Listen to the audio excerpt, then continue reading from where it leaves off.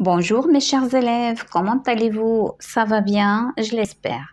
Mes chers, la séance d'aujourd'hui sera consacrée à la compréhension du texte intitulé C'est bien de regarder ces billes, déjà lu dans une vidéo précédente.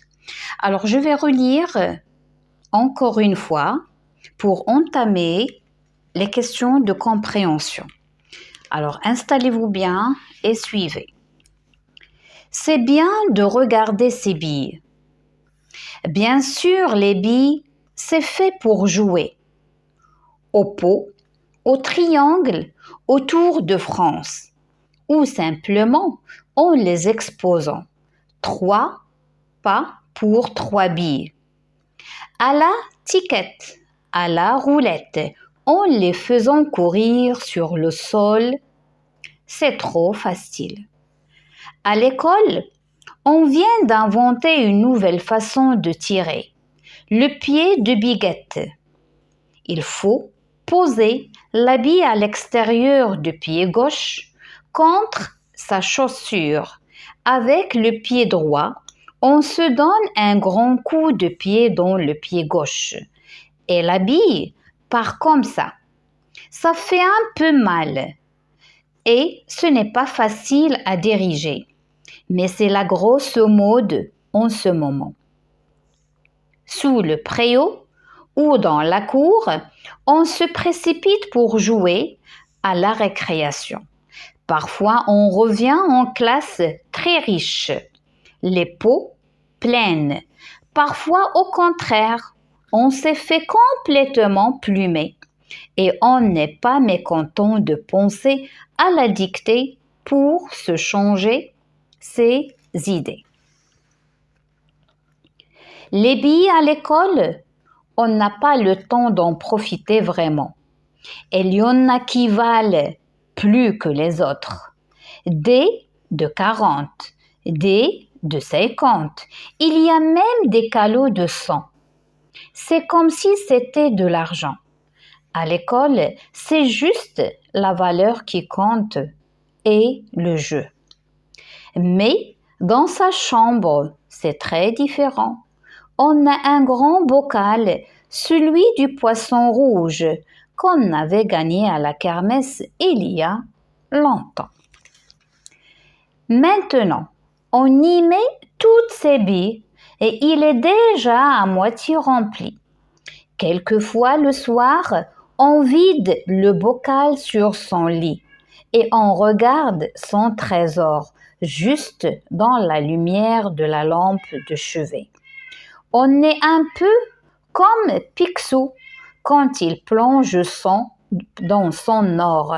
On enfonce les mains dans les billes et toutes ces petites boules dures sont très douces quand on y fait nager ses doigts.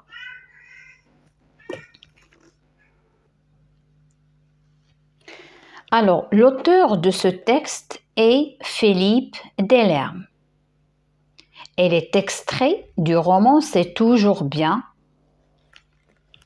édition Milan, jeunesse, collection Tranche de vie, année 2007. Alors, on passe à la première rubrique des exercices quiz, c'est-à-dire on va répondre par vrai ou faux. Ils ont inventé une nouvelle façon de tirer, vrai ou faux? Bien sûr que c'est vrai, parce que dans le texte, elles ont dit « On vient d'inventer une nouvelle façon de tirer ». La deuxième question. Le nouveau jeu de billes se joue avec le pied droit. C'est faux. Et comment on le sait? Parce qu'il a dit, il faut poser la bille à l'extérieur du pied gauche contre sa chaussure. C'est ça la réponse. Troisième phrase, il pense à la dictée pour se changer les idées. Oui, c'est vrai. Comment? parce qu'il a dit, alors je vais vous chercher la phrase, et on n'est pas mécontent de penser à la dictée pour se changer les idées. Pourquoi? Parce il y en a ceux qui entrent en classe complètement plumés. Et qu'est-ce que ça veut dire complètement plumés? C'est-à-dire ils ont perdu tous ces billes lorsqu'ils ont joué. C'est tout. La quatrième phrase, le trésor qu'il regarde le soir contient de l'or. Mais pas du tout, il n'y a pas de l'or ici. Mais il regarde le soir lorsqu'il verse son bocal sur son lit, il le regarde comme un trésor. Comme un trésor. Et bien sûr, le trésor, lorsqu'on pense au trésor, on passe à l'or. Mais là, ce n'est pas vraiment de l'or. Ils font nager leurs doigts dans les billes. Alors, nager leurs doigts dans les billes, c'est vrai. Là, c'est un sens figuré. Ce n'est pas le sens propre, nager, mais elle met, c'est-à-dire les mains dans le bocal où il y a toutes ces billes. Alors, la séance prochaine, je vais vous ramener un bocal qui est plein de billes. Moi aussi, j'adore regarder les billes. Ils sont dans ma classe. Je passe à la première question de compréhension du texte. Lis le texte, c'est bien de regarder ces billes. Comment a-t-on trouvé la réponse aux questions suivantes? Alors ici, on tourne l'icône qui convient. Alors, comme vous regardez, il y a ici des icônes. Alors, si tu as trouvé la réponse dans le texte, dans un seul endroit, tu vas entourer cette loupe. Si tu as trouvé la réponse dans plusieurs endroits, c'est-à-dire tu as trouvé dans le premier, deuxième, troisième paragraphe, tu vas entourer là où il y a plusieurs loupes. Si la réponse, tu l'as bien réfléchi à toi-même, c'est toi qui as trouvé la réponse en réfléchissant, tu vas entourer la lampe. Mais si tu as trouvé la réponse dans d'autres sources, c'est-à-dire dans un dictionnaire, dans la recherche au Google, tu as demandé à quelqu'un, à ce moment-là, tu vas entourer le bouquin ou bien le livre. Donc, A. Est-ce un garçon ou une fille qui raconte l'histoire? À votre avis, qui? C'est un garçon, bien sûr. Et vous allez écrire c'est un garçon. Je ne sais pas si vous voyez bien. Sinon, lorsque vous allez voir cette vidéo, faites-moi des remarques. Comme ça, je vais éviter quoi que ce soit qui vous gêne. Alors, c'est un garçon qui raconte l'histoire. Je passe à B. À ton avis, que sont les calots de son? Alors, quels sont les calots de son? Alors, dans le texte, elles ont dit les billes à l'école, on n'a pas le temps d'en profiter vraiment. Et il y en a qui valent plus que les autres. Des de 40, des de 50. Il y en a même des calots. Alors, des calots ici, c'est quoi? Ce sont uniquement les billes. Donc, on va dire les calots de son sont les billes, tout simplement. Je passe à la question suivante. Quel pronom personnel le narrateur utilise-t-il souvent dans ce texte? Alors, regardez le texte. Surtout, à partir du deuxième paragraphe, qu'est-ce qu'elle dit? À l'école, on vient d'inventer une nouvelle façon de tirer le pied de Biguette. Il faut poser la bille à l'extérieur du pied contre sa chaussure avec le pied droit On se donne un coup de pied dans le pied gauche et l'habille par... regardez, alors je ne vais pas relire encore une fois, mais remarquez, il faut remarquer que dans ce texte, il y a le pronom on qui se répète pas mal d'occasions. Alors vous allez chercher, vous allez entourer le pronom personnel on dans tout le texte. La voici. Alors chaque fois, il se répète. Alors moi, j'ai pas terminé, mais vous devez les entourer tous.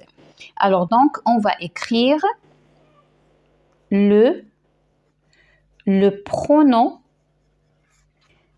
personnel on est utilisé souvent dans ce texte. C'est bon?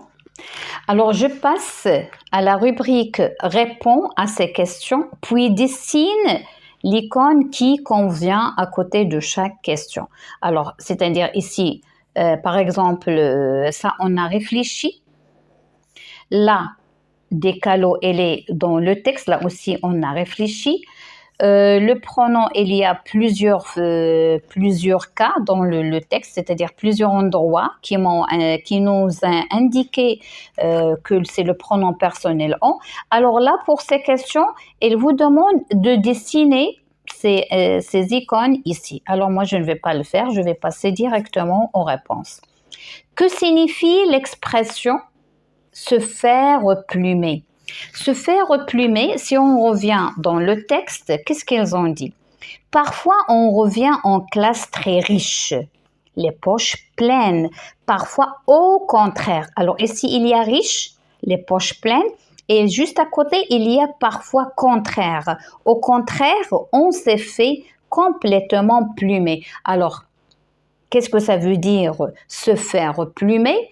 Tout simplement, c'est-à-dire perdre tout les billes qu'il a gagnés ou bien tous les billes qu'il les possédait déjà. Donc, se faire plumer. Alors, ça veut dire ou bien signifie perdre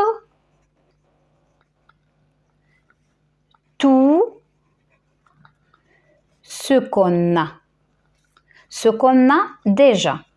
Ce qu'on a déjà. D'accord? Alors, je passe à la question suivante. D'après l'auteur, quel plaisir peut-on éprouver avec les billes à l'école? Donc, le plaisir, c'est, voilà, parfois, on revient en classe très riche, les poches pleines. Donc, ici, c'est comme, elle a l'impression d'être un riche ou bien d'être riche. Alors, on va écrire l'auteur, ou bien on peut éprouver avec les billes. Alors, vous allez écrire, on a l'impression, alors ici l'impression, il n'y a pas d'accent. Alors entre parenthèses, en ce qui concerne les accents, pour ne pas faire des erreurs, alors lorsqu'il y a deux consonnes, ici on a deux S, donc on ne doit pas mettre l'accent. Toujours, il n'y a pas d'accent entre avant deux consonnes. Alors l'impression, on a l'impression d'être riche. C'est bon? Je passe à la dernière question là. Normalement, ça c'est A, B, C. Alors, il y a erreur de la frappe. Retrouve le nom de chaque bille citée dans le texte. Toujours, on revient au texte. Alors, qu'est-ce qu'elle a dit? Les billes à l'école, on n'a pas le temps d'en profiter vraiment. Il y en a qui valent plus que les autres. Des de 40. Des de 50. Il y a même des calots de 100. Alors, c'est ce qu'on va écrire. Donc, Alors, Libye, cité, Libye, alors Libye c'est féminin au pluriel, Libye cité dans le texte sont de points des de 40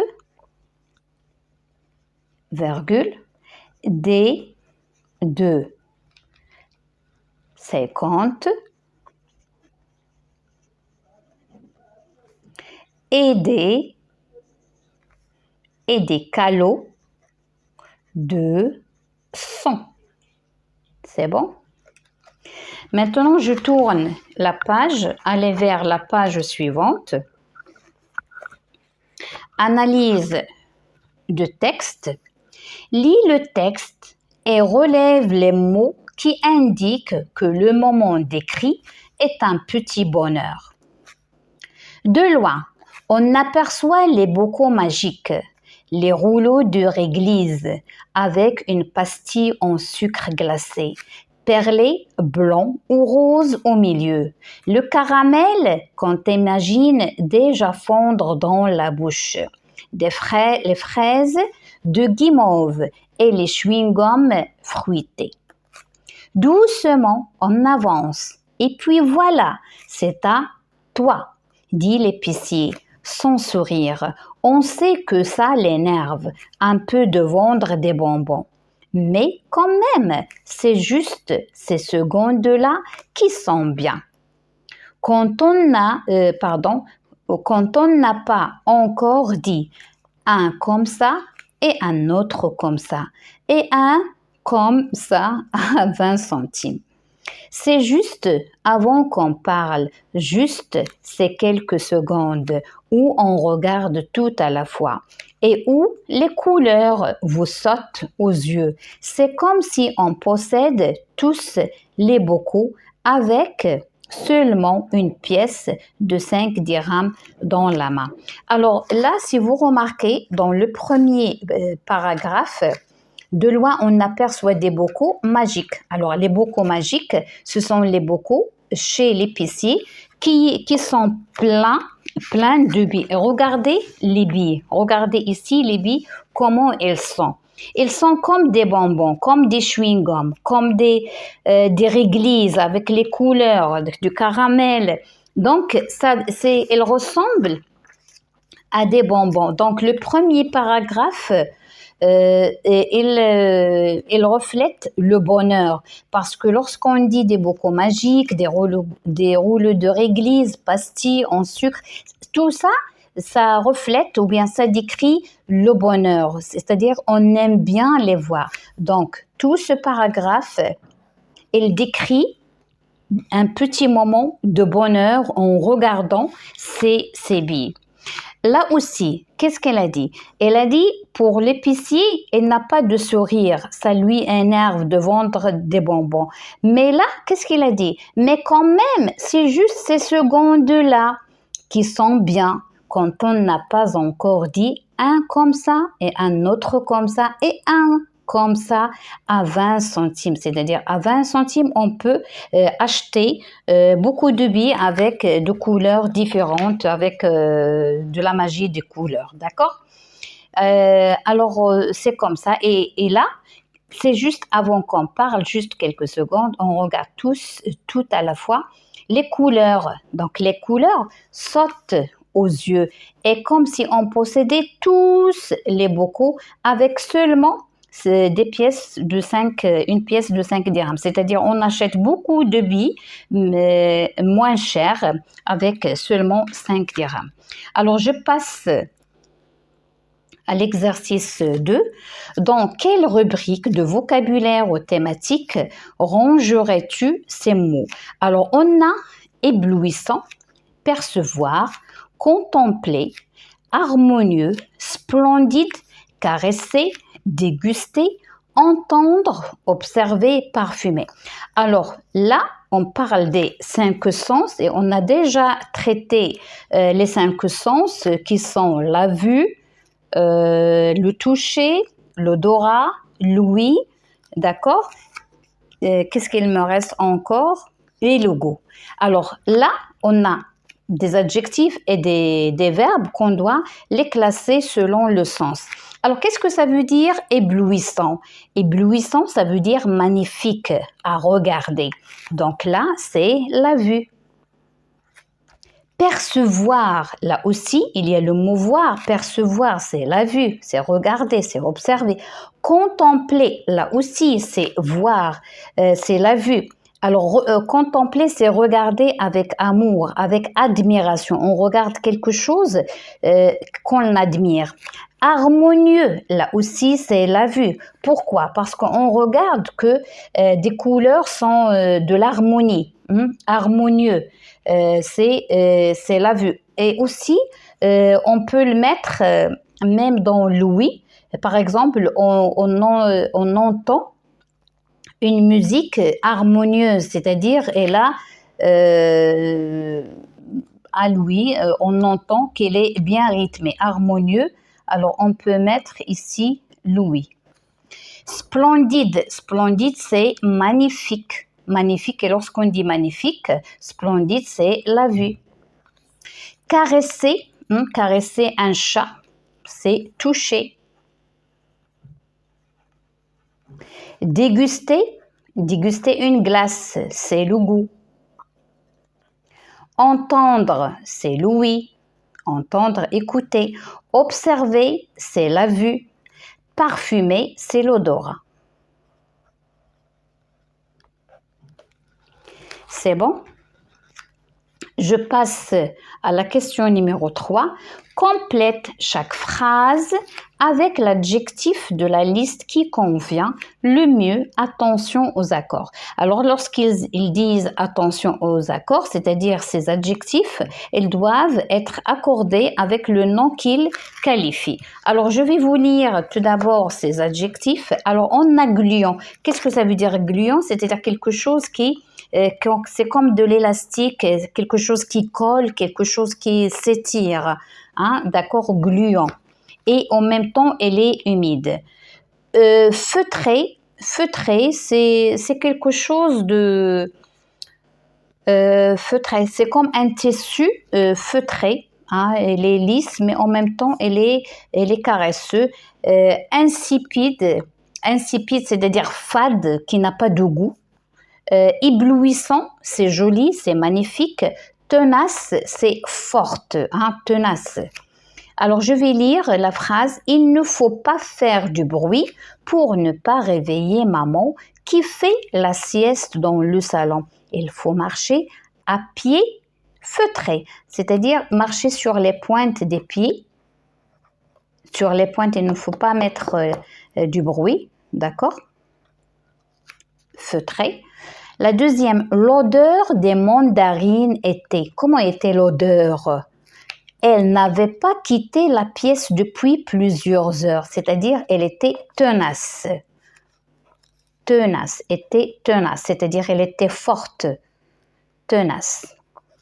Toute la pièce a été, elle ressemblait des mandarines parce qu'il y a l'odeur qui a envahi l'air ambiant. D'accord? Je passe. Ce plat n'a pas assez de goût. Il faudrait y rajouter du sel. Donc, elle était fade. Et lorsqu'on dit fade, c'est-à-dire insipide. Insipide, ce qui n'a pas de goût. Donc, il faut ajouter un peu de sel pour qu'il soit appétissant. C'est bon?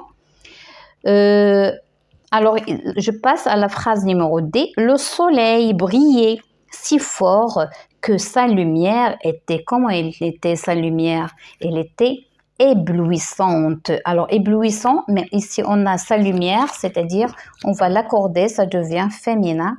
Éblouissante, avec TE à la fin. C'est magnifique. La dernière phrase, le museau. Hein, le museau, c'est quoi le museau? Le museau, c'est comme le nez. Normalement, pour les animaux, on ne dit pas le nez, mais on dit le museau du cochon. Oh là là, est mouillé. Donc, elle est gluant. Et gluant. Alors, mes chers, je viens de terminer ma séance. Je vous donne rendez-vous à la prochaine, Inch'Allah. Au revoir. Et si vous avez des commentaires, si vous avez des remarques, n'hésitez pas à me laisser un commentaire. Alors, au revoir.